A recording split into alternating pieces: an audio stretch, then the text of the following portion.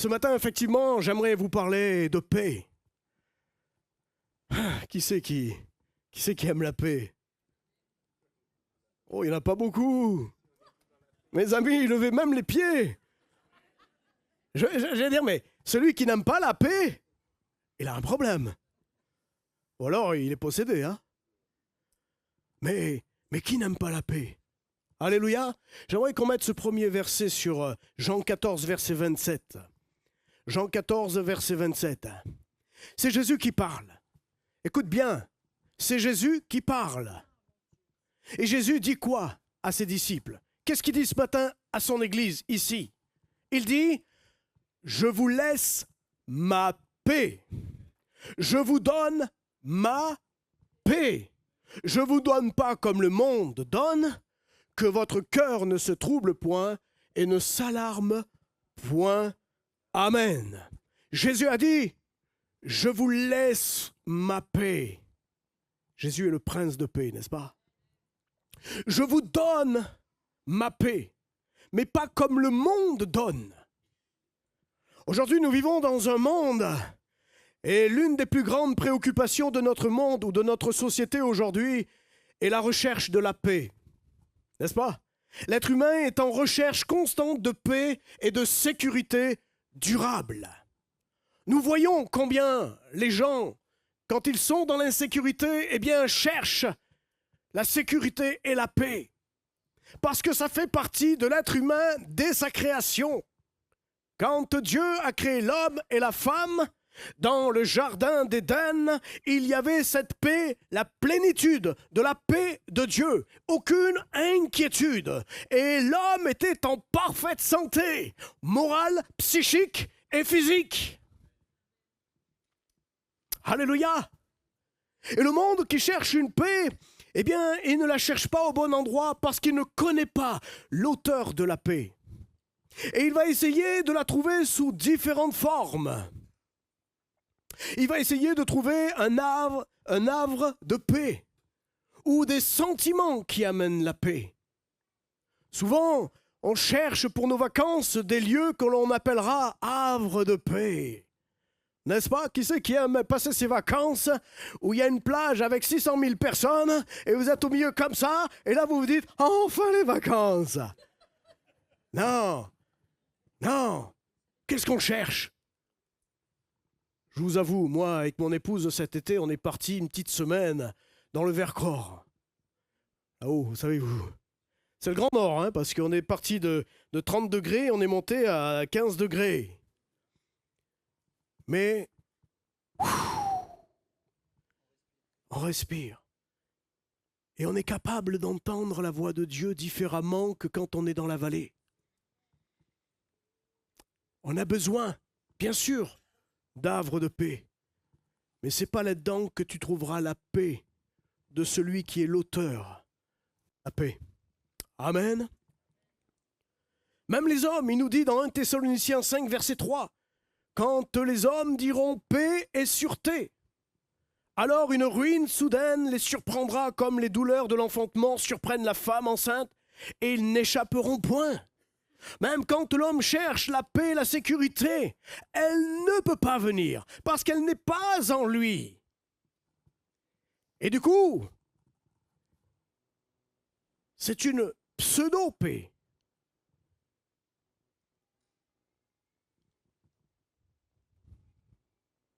La Bible nous dit dans Jérémie 17,5, « Ainsi parle l'Éternel, maudit soit l'homme qui se confie dans l'homme, qui prend la chair pour son appui, et qui détourne son cœur de l'Éternel. Malheur à l'homme qui cherche sa paix au milieu de l'homme. Malheur à l'homme qui cherche sa tranquillité à travers nos politiques, que je ne veux pas critiquer ce matin. Ils ont besoin de prière. Mais tout le monde espère, à chaque fois qu'il va y avoir un changement de président ou de gouvernement, tout le monde se dit « Ouais !» Et 15 jours après, pouah, parce que l'homme a besoin de trouver une sécurité et une paix. Et comme il ne l'a pas avec la personne concernée aujourd'hui, eh bien, il va la chercher dans d'autres. Mais quand je les regarde fonctionner, ces pauvres politiques, ils se bouffent entre eux. Ils se détruisent entre eux, même dans les propres clans, ils se font des croche-pattes. Mes amis, la Bible dit « Malheur à l'homme qui se confie en l'homme ». Nous devons nous confier en Dieu, en celui qui est l'auteur de la paix. Car c'est lui qui apportera en ta vie une véritable paix. Alléluia. Le mot de la paix, en français, courant, en tout cas dans le vieux français, c'était P-P-A-I-S. D'accord? Et en latin, il est devenu P-A-X. Ce qui met ce mot P-P-A-I-X, ce qui veut dire deux choses, tranquillité et repos. Mais en y réfléchissant, je me dis, mais Seigneur, c'est bien pauvre. Notre vocabulaire français, parfois, eh bien, il est bien pauvre dans une véritable définition de ce qui est la paix. Ce qu'on le trouve là, dans ce mot paix, c'est ce que le monde peut essayer de trouver, c'est la tranquillité et c'est le repos. En tout cas, une âme et une conscience apaisées. Mais cela ne suffit pas, mes amis. Cela est insuffisant. Mais j'ai une bonne nouvelle ce matin. C'est qu'il est possible de vivre la véritable paix. Il est possible de vivre la véritable communion dans la paix. Son nom, c'est Jésus-Christ. Il est possible qu'en Jésus-Christ, tu puisses vivre pleinement la paix et de manière durable et constante dans ta vie de tous les jours. Peut-être ce matin, tu as des choses qui t'empêchent d'être dans la paix, même en tant qu'enfant de Dieu. Peut-être que ce matin, tu es troublé par des choses dans ta vie. J'aimerais te dire cette bonne nouvelle, que celui qui est en toi, si tu le cherches, si tu te mets bien dans un cœur à cœur avec lui, si tu vas dans ta chambre et tu passes du temps à le chercher lui, je peux te dire, je peux te confirmer, je peux t'assurer que tu ne sortiras pas de ce lieu, eh bien non renouvelé. Parce que Jésus veut te donner, il l'a dit, je vous donne ma paix, c'est fait et c'est accompli. Pourquoi cherches-tu encore à demander à Dieu? Dieu t'a dit, je te la donne ma paix. Et un don, c'est un don, il ne reprend pas. Jésus ne reprend jamais la paix. Dieu ne reprend jamais la paix qu'il t'a donnée. Il te l'a donnée, c'est un don. Et c'est à toi de le saisir par le moyen de la foi. Alléluia. Oh Jésus, merci. J'aimerais vous parler de la paix divine. Oh, celle qui vient d'en haut, du Père des Lumières. Notre Seigneur et notre Dieu. Vous savez que la paix fait partie du fruit de l'esprit. Il est à la 3e place. L'amour, la joie et la paix. Ce qui veut dire que si tu marches par l'esprit, non pas comme la chair, mais si tu marches selon l'esprit, si tu marches selon l'esprit de Dieu, la paix est en toi. La demeure de la paix est en toi.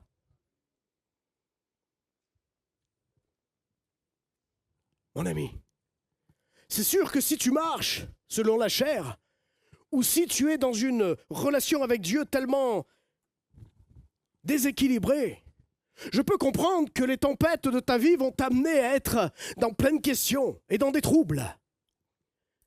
Mais si tu marches en communion avec le Saint-Esprit, cette belle personne de la Trinité de Dieu, la 3e personne de la Trinité que l'on appelle le Saint-Esprit, est une personne. Il n'est pas seulement un vent ou un mouvement, il est une personne de la Trinité de Dieu au même titre que le Père et le Fils.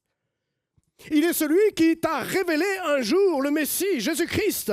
Il est celui qui un jour t'a révélé à travers Christ, le Père. Le Saint-Esprit est en action constante, jour et nuit, avec ses enfants. Ça vous arrive d'être réveillé la nuit? Le Seigneur te dit, lève-toi et prie pour un tel, ou dans telle situation. Ça, c'est le Saint-Esprit. Il ne dort ni ne sommeille, celui qui veille sur son Église, sur Israël. Le Saint-Esprit est avec toi, en toi, à côté de toi, 24/24, partout où tu vas, là où tu te trouves, le Saint-Esprit est là. Et c'est pour ça que je prie, Seigneur, qu'est-ce que je dois faire? Dis-moi, parle-moi. Mais quand on n'a pas l'habitude d'entendre le Saint-Esprit, alors il y a d'autres voix qui viennent se mélanger. Mais si tu le cherches de tout ton cœur, si tu cherches cette communion personnelle avec le Saint-Esprit, mon ami, tu ne te tromperas pas. Et il te dirigera vers les eaux paisibles. Il t'apportera la paix. Il va développer en toi la paix. Parce que la paix, tu l'as déjà reçue en acceptant Jésus. C'est un don qui est en toi, qui a besoin peut-être d'être chatouillé, d'être bousculé pour qu'il s'épanouisse et qu'il s'ouvre en toi afin que tu puisses vivre pleinement une plénitude de la paix de Dieu. Alléluia. 1 Romains 8, verset 6 nous dit « L'affection de la chair, c'est la mort, tandis que l'affection de l'esprit, c'est la vie et la paix. » Alléluia. L'affection de l'esprit. Vous savez que le Saint-Esprit, je disais, c'est une personne qui a des sentiments, qui a des sensibilités comme nous et vous, comme moi et vous. Nous pouvons l'attrister quand nous ne marchons pas avec lui.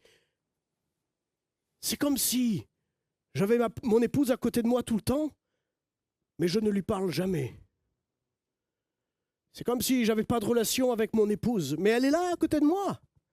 On ne fait plus qu'un. Mais je l'ignore. Ça attriste le cœur du Saint-Esprit. C'est le Saint-Esprit ce matin qui est là au milieu de nous et qui cherche des cœurs qui ont soif et qui ont le désir d'entendre ce que l'Esprit a à dire à l'Église de la part du Père et du Fils. Alléluia. Oh Jésus, merci. Philippiens 4, verset 5, la paix de Dieu, qui surpasse toute intelligence, gardera vos cœurs et vos pensées en Jésus-Christ. Écoutez bien, la paix de Dieu, elle surpasse toute intelligence. L'intelligence de l'homme, même le plus haut placé, est très limitée dans la compréhension de ce qui est la paix de Dieu. Même les anges, leur intelligence est bien moindre par celle de Dieu. Même Satan, qui est intelligent, ne le croyez pas juste, il est intelligent.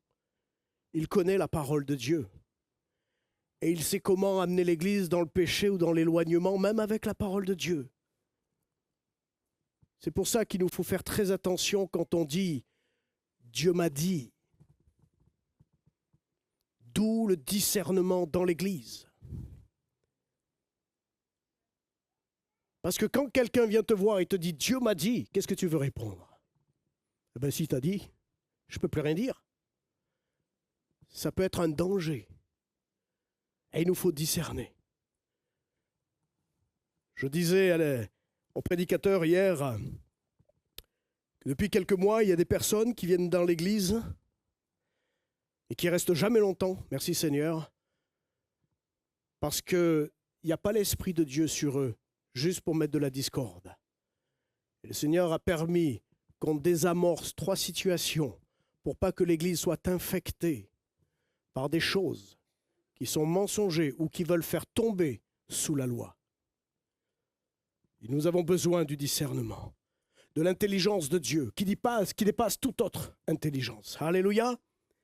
Alors, si on parle juste de la paix selon notre vocabulaire français, je disais, on est bien limité. Alors il y a en hébreu un mot qui parle de la paix. Vous le connaissez? Shalom. Shalom. Shalom est un mot bien plus large que l'on peut imaginer dans ce qui est de la paix.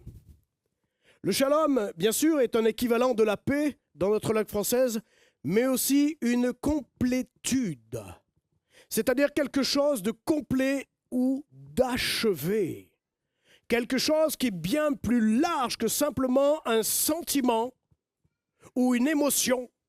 C'est quelque chose qui nous remplit complètement et qui nous sécurise complètement dans tous les domaines de notre vie. Tu entends? Pas seulement pour avoir une conscience tranquille, mais tout ce qui te touche, tout ce que tu es en Christ. La paix de Dieu eh bien, est là pour que tu puisses être dans cette plénitude complète, quelle que soit la situation de tes enfants, où tu te fais aucun souci, quelle que soit la situation de tes finances, tu te ne fais aucun souci, quelle que soit, eh bien, dans la situation professionnelle que tu te trouves, l'Éternel s'occupe et il te donne la paix, que ce soit dans ton couple, que ce soit avec tes enfants, que ce soit partout où tu te trouves, le Seigneur t'englobe de sa paix dans tous ces domaines. Ce n'est pas seulement un sentiment pour toi, c'est quelque chose qui touche tout ce qui te concerne, toi, en tant que fils et fille de l'Éternel.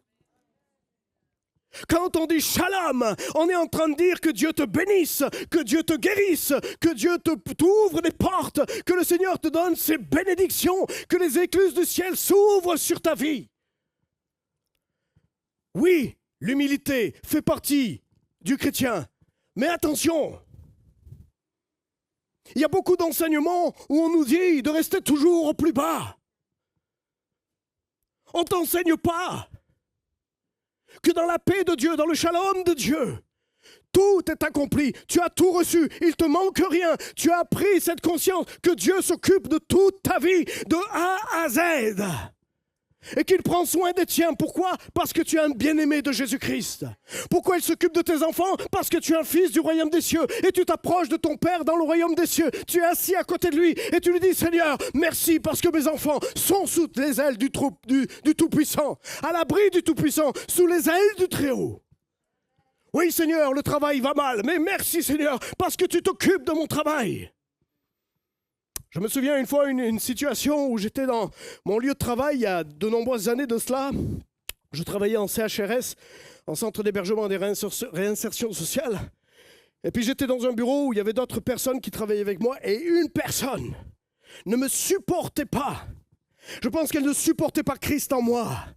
Mais elle ne me supportait pas. Tout était fait pour me saper jusqu'à ce que la direction même pourrait me virer pour des choses qui ne seraient pas vraies.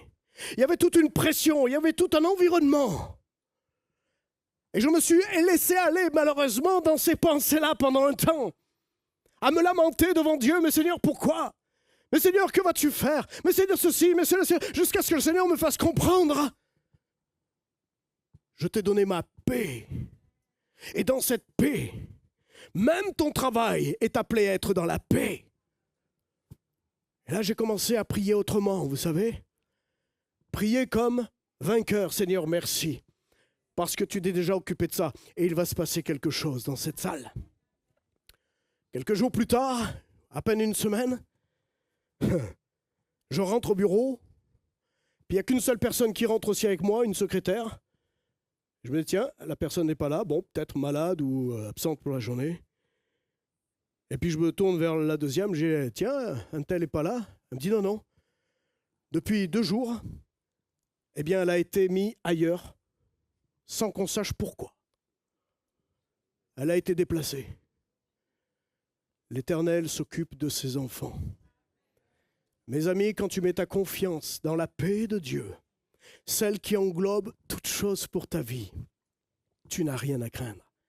Ne cherche pas une paix dans un sentiment ou juste dans te sentir tranquille. C'est bien plus que ça, la paix de Dieu.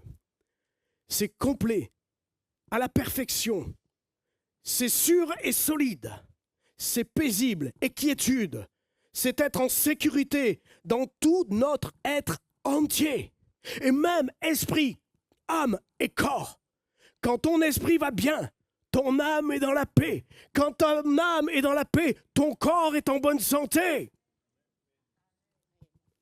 Vous savez, il y a des maladies chroniques et des maladies qui sont un petit peu particulières, notamment l'eczéma. C'est sans lien souvent avec l'âme. Le corps parle. Le corps parle et il est en train de dire, il y a un problème dans ton être. Les gens du monde ne peuvent pas le voir. Mais quand on est sensible au Saint-Esprit, le Seigneur nous révèle les choses. Tu n'as pas demandé pardon? Tu refuses le pardon de ton frère, de ta sœur, parce que tu es trop blessé. Tu refuses la main du pardon. Mais le Seigneur t'invite à pardonner. Et ton eczéma quittera ton corps, si c'est en lien avec ça. Notre enveloppe, c'est juste un moyen qui nous permet aussi de réaliser notre intérieur. Mais quand il y a un équilibre sur les deux premiers, esprit et âme, ton corps suit derrière. C'est la paix de Dieu dans ton fort intérieur. Alléluia. Le Seigneur veut donner sa paix. Et il la donne en abondance.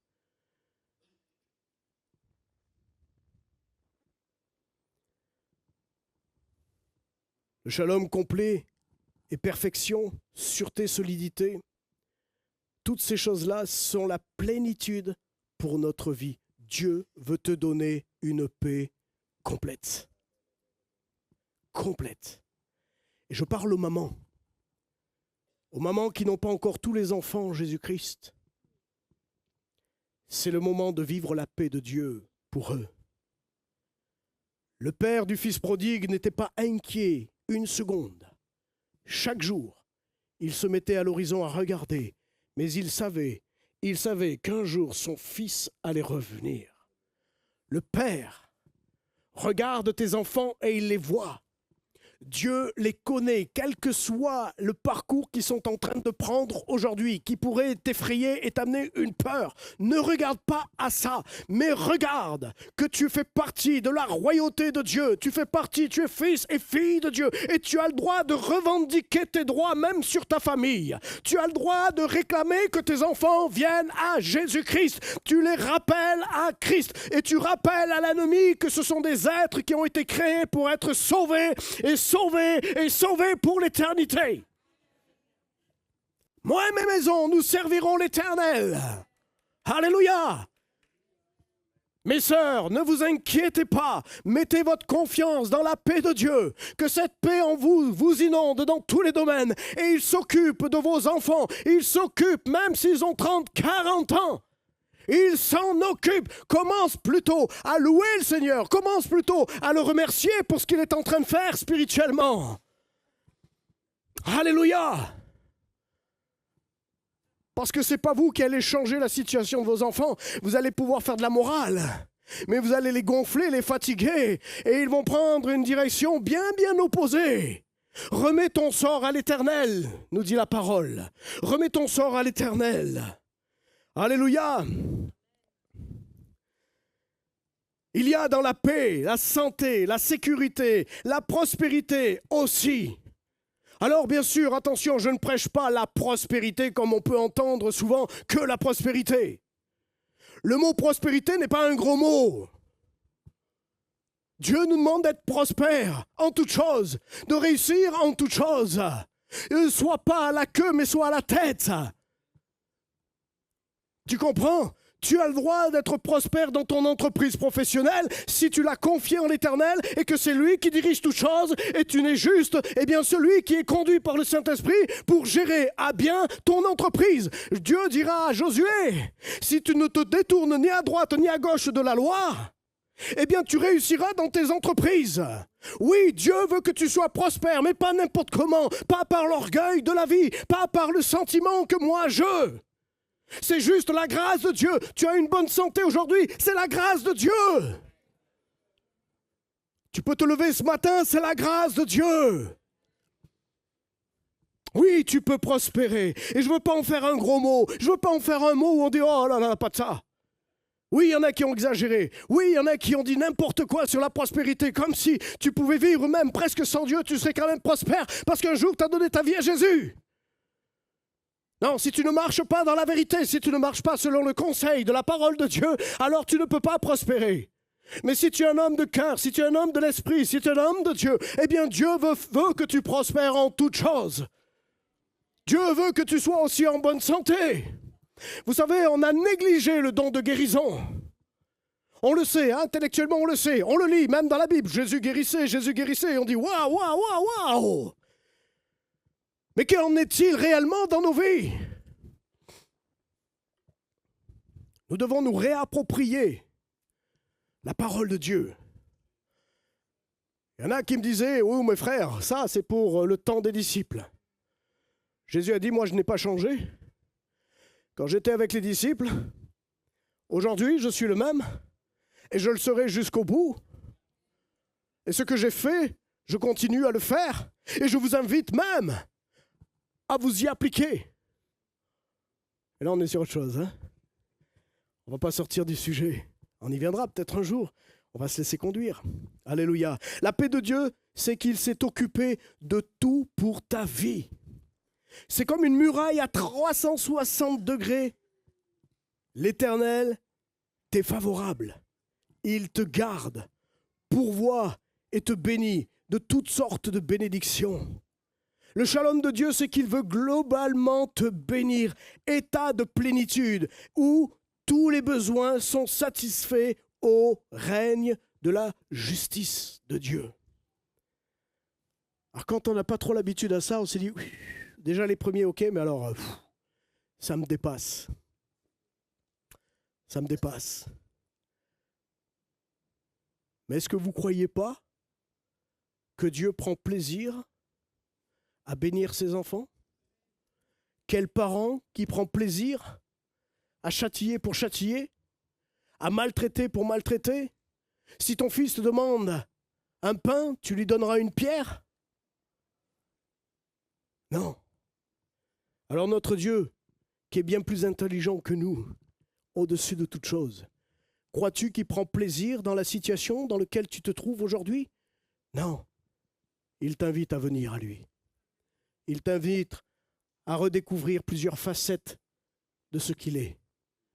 Dieu n'est pas seulement amour, il est le Dieu de la paix, le Dieu de la joie. Il est celui qui peut-être veut te redonner la véritable image du Père, de celui qui t'aime.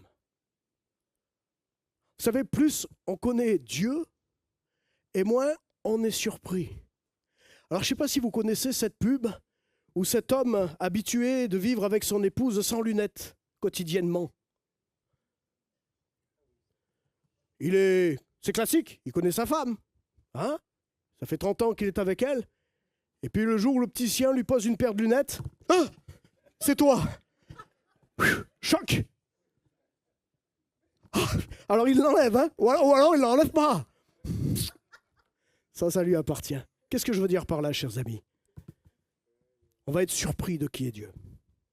Et on va être surpris de toutes les bénédictions où on est passé à côté, à cause des préjugés, à cause d'enseignements qui n'ont pas suffisamment été justes selon la parole de Dieu, et une connaissance tellement limitée de Dieu qu'on ne croit plus au miracle, on ne croit plus à la puissance de Dieu, on fait des sermons, on rassemble des chrétiens, on raconte des belles histoires de la Bible, et on essaye d'y mettre un petit peu des formes, et puis ils ressortent de l'église. Et bien heureusement que ça n'a pas duré plus longtemps. Mais connaître Dieu, c'est que je prends plaisir à venir ici avec mes frères et sœurs, parce que j'ai soif et j'aime sa présence. Et sa présence me fait du bien. Elle m'apporte la paix, elle m'apporte consolation. Je vois que le temps aussi me rattrape, alors je ne vais pas trop insister. J'avais encore quelques points, mais l'une des essentiels est fait. Ésaïe avait prophétisé, Ésaïe 9, verset 5. En effet, un enfant nous est né, un fils nous a été donné, et la souveraineté reposera sur son épaule. Et on l'appellera merveilleux conseiller, Dieu puissant, Père éternel, Prince de la paix. Alléluia. Prince, ça veut dire l'autorité de la paix et qu'il n'y en a point d'autre.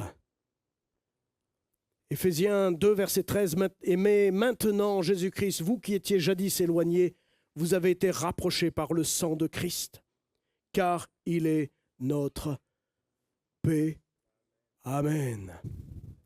Alléluia. Je suis un peu frustré parce qu'il y a des éléments, mais bon, il y a des choses qui se sont rattouchées, donc raccrocher, ça fait un équilibre. Romains 5, verset 1, ainsi donc, déclaré juste sur la base de la foi, nous avons la paix avec Dieu par l'intermédiaire de notre Seigneur et Jésus-Christ. Alléluia. Et je terminerai par le verset que je vous ai donné tout à l'heure en introduction. Je vous laisse ma paix, je vous donne ma paix. Je ne vous donne pas comme le monde donne, que votre cœur ne se trouble point et ne s'alarme point. Amen. Amen. Est-ce que tu as besoin de paix ce matin? Alors approche-toi de ton Seigneur. Lui seul peut te la donner. Lui seul peut te donner quelque chose que tu cherches peut-être. Et même en tant qu'enfant de Dieu, peut-être, aujourd'hui il y a des choses qui te troublent. Eh bien, remets ton sort à l'Éternel et il agira. Il te donnera sa paix sur tous les domaines de ta vie, sur l'ensemble de ce qui te touche. L'Éternel s'occupe de toutes choses et tout ce qui te concerne, il se soucie de ta vie et il prend soin de toi. Alors il te dit, je te laisse ma paix, prends ma paix, et c'est un joug léger, c'est quelque chose qui est possible et facile. Entre dans ta chambre et cherche ma face jusqu'à ce que la paix vienne en toi et inonde ton cœur et que tu puisses dire, j'ai entendu parler de la paix de Dieu, mais maintenant mes yeux ont vu et goûté ce qu'est la paix en moi dans ma vie. Père Céleste, je te bénis parce qu'encore une fois, ta parole, elle est la vérité. Tu es la vérité, tu es le chemin et rien ne peut, Seigneur, nous séparer de ton amour. Seigneur, ce matin, je prie que tu déverses sur mes bien-aimés une paix divine, celle qui vient d'en haut, celle qui vient de toi, celle qui fait partie, Seigneur, de ton identité. Seigneur, ce matin, que l'Église soit en paix, que l'Église en interne soit en paix les uns avec les autres, que l'ennemi ne trouve pas de faille pour éviter et que la paix soit manifestée. Mais Seigneur, donne-nous le discernement et l'intelligence à chacun d'entre nous ce matin afin d'être des hommes et des femmes de paix. Nous sommes des fabricants de paix et nous voulons, Seigneur, que dans l'Église, la paix de Jésus-Christ y soit manifestée. Seigneur, merci de remplir les vases que nous sommes jusqu'à déborder afin que cette paix puisse nous emmener plus loin et comprendre aussi, Seigneur, les mystères qui sont les tiens. Parce que quand il n'y a pas la paix, il n'y a pas la connaissance de la parole, parce qu'il y a un blocage. Mais quand il y a la paix, l'esprit est élevé, l'esprit est en communion et l'esprit reçoit les messages qui t'appartiennent et que tu veux donner à ton Église. Seigneur, que la paix règne au milieu de chacun de ton peuple. Père, j'ai prié dans le beau nom de ton Fils Jésus-Christ. Amen.